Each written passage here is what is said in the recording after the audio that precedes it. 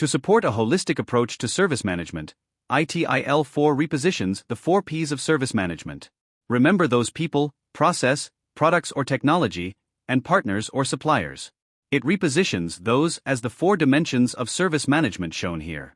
The 4 dimensions represent the perspectives critical to effectively and efficiently delivering value to customers and other stakeholders through products and services. Let's drill down into each of them. The first dimension of service management is organizations and people.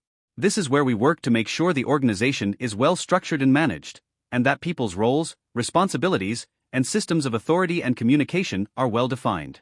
It's where we work to ensure people's capacity and competence are aligned to support the organization's overall strategy and operating model, and that we have the right culture to support our objectives. The second dimension of service management is information and technology. It applies to the information and technology that are part of services and the information and technology used to manage those services. For services, this includes the information created, managed and used during service provision and consumption and the technologies that support and enable services. For service management, technologies include workflow management systems, knowledge bases, inventory systems, communication systems, and analytical tools. The third dimension of service management is partners and suppliers. This involves the design, development, deployment, delivery, support, and continual improvement of services.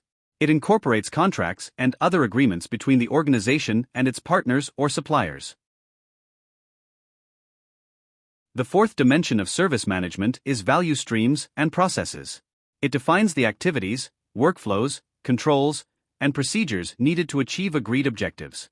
The focus of this dimension is on the activities the organization undertakes, how they're organized, and how the organization ensures that it enables value creation for all stakeholders efficiently and effectively.